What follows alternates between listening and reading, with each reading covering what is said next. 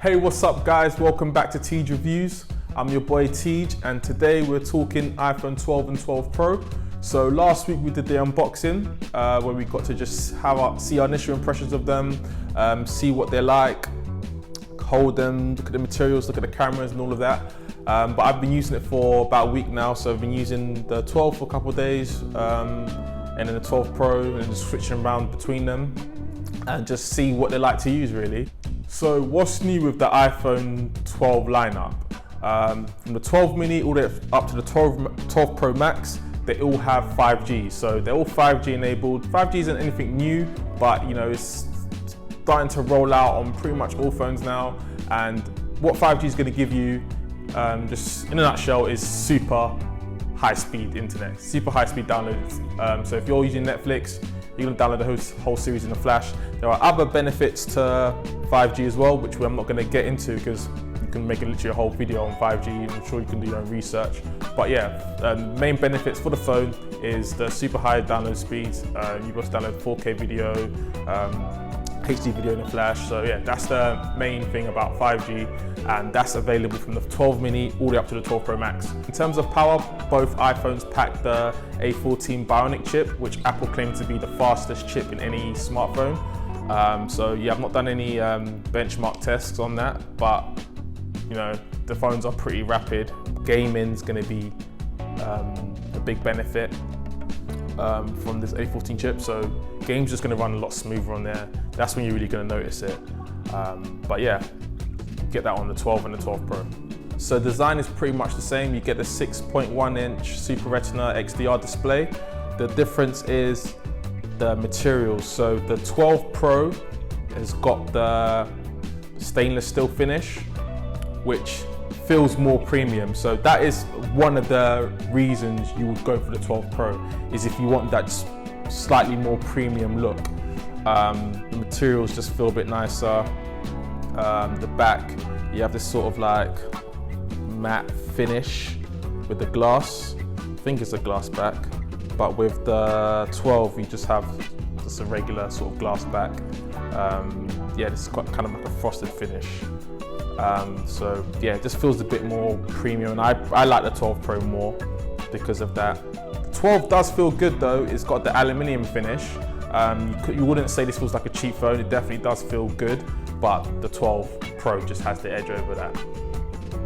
And then in terms of display, yep, the 12 has now got the OLED XDR Super Retina display, which is a big jump from the LCD screen that was used in the 11. So yeah, that really does level the 12 up quite a lot. And you get the ceramic shield on both, so that's apparently meant to give you 4 times more drop protection, so it's less likely to break when you drop it. I'm not going to test that, but yeah, if it slips out your pocket, you know, the basic ways, you're getting up and you forgot it's on your lap and it lands on the floor, all those scenarios, you're going to have more protection with the phone. IP68 on both, so you can submerge this in water all the way up to 6 feet for 30 minutes if you're into that. So yeah, if you out in a pool, actually I'm not sure if it's like that with chlorine. I think with chlorine it can be a bit funny. So it's not the best to put into a swimming pool. It's literally just like clear water, but some people have still put phones in swimming pools and sea water and have not had any issues, but I think that can have an effect on it. So at what point does the 12 Pro become Pro? Like, obviously I've explained that the finishings of the stainless steel gives that premium look, but in terms of like features, you've probably guessed it, it's the camera, and it is. But it's not by a long shot. It's not, the gap isn't that big. It's not miles ahead. So with the 12 you get a dual system, which is the wide and ultra wide setup. Ultra wide cam has an aperture of f2.4 and a wide cam of f1.6, which is really fast and lets a lot of light in to give you better photos. So for low light, darker areas, you're gonna get, you know, I think Apple claimed to be 27% better in darker conditions for night mode. So that's really good. With the 12 Pro, you get exactly the same ultra wide and wide camera, but you now get the telephoto lens, which gives you a better zoom on the subject when you're a lot further away, obviously. So yeah, I mean, I don't use that feature a lot, but it is okay. It can be a bit noisy when you're like at the far end of the scope, but yeah, you get that extra camera, the telephoto lens. So just like with the 11 Pro, you've got the telephoto lens as an additional camera.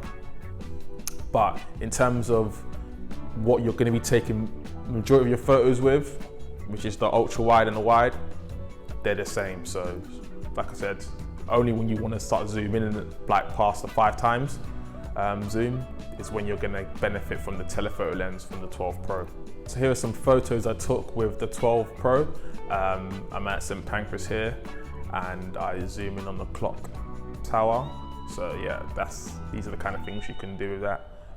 Just get a lot closer into the subject.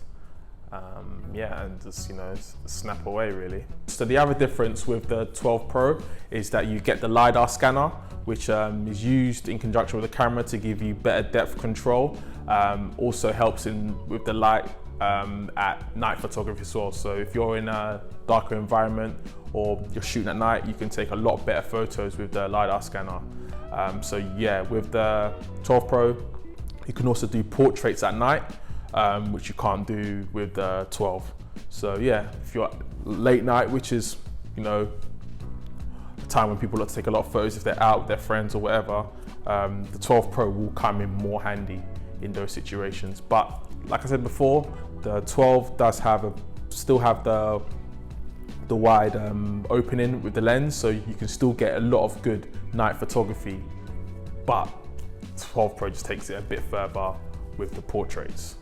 The 12 Pro is also going to get Apple's Pro RAW format, which is meant to be a hybrid of RAW and JPEG. So photographers will like this if they're doing a lot of phone photography, or just anyone who's serious about taking photos. So if you're like you feel an influencer, you use your phone a lot to take pictures for your Instagram and for your marketing, you will really benefit from this feature. Obviously I can't say too much about it because all Apple put is just coming soon, not much information, but from what they said of their keynote, it's meant to be a hybrid of RAW and JPEG to give you better quality and more room to play with when you want to do post-production on Lightroom or Photoshop.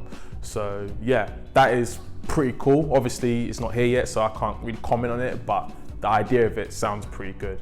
For video recording, everything's pretty much the same. You get 4K at 60 frames per second and 30 frames per second. You get slow-mo at 120 and 240 at 1080p, which is cool.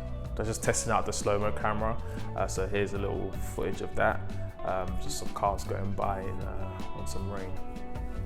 Apple have now added Dolby Vision to the phones, which is really good for like the filmmakers. If you're going to be doing any sort of filming on your iPhone, which has become really popular these days, you now can benefit from Dolby Vision, and that's basically going to give you better color range, so brighter brights and darker darks. Yeah, but with the 12 Pro, you can record up to 60 frames per second in Dolby Vision, but with the 12, it's only up to 30 frames per second. I'll use the 12 and the 12 Pro around town, taking some photos, doing some night photography as well. And what you really notice is that it is really, really sharp. You get a lot of sharpness, a lot of detail. I think some of the photos are a bit high on the texture side. So it does give you a lot of texture on the photos, which is a bit unnatural. And some photos are slightly overexposed naturally. So like if I'm indoors, it just kind of, I think, overexposed the photo. And then at night, I've noticed that the night portraits, they're slightly on the softer side of things, so which looks a bit unnatural as well. But with the regular photos, you do get some really like nice photos. Like this photo here, this gentleman was happy to model for me. Just on a random one, I just asked him, "Hey, can I take a photo of you?"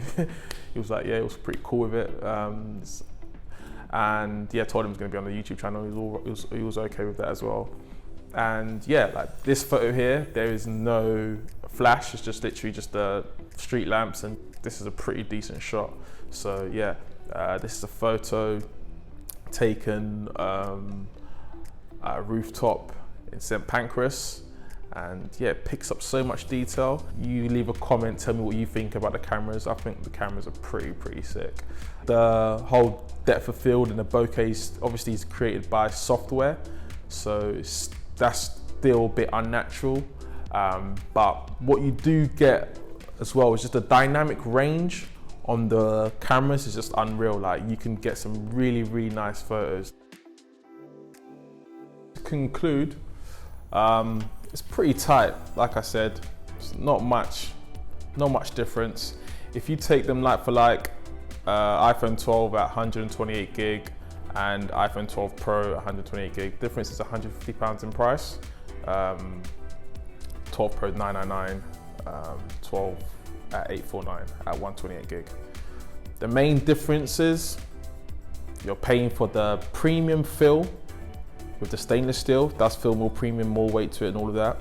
The telephoto lens and a few benefits with the LiDAR scanner, so better low light performance, faster autofocus, portraits at night, and yeah, Dolby Vision recording at 60 frames per second, up to 60 frames per second, and Apple's Pro RAW format, which that's going to come later on down the line. That's the only difference. Is it worth the £150? Maybe when this Pro RAW format comes in, that's going to be really cool, because that could separate it. Because obviously, if you want to take better photos, then yes, the 12 Pro will be giving you better photos with all of that. But you might not care about that, and this is going to be enough, because this is a bad boy phone. The photos you can take with this is really good. And those small cases of when you're going to use those other features is going to be minimal. It's going to be minimal. So I hope that helps, and I've helped you make a good purchase decision if you do go and get the 12 and the 12 Pro. So that's it, guys. Thanks for watching. If you've enjoyed this video, please give it a like. It helps my channel grow. The new channel is very small and I want it to grow.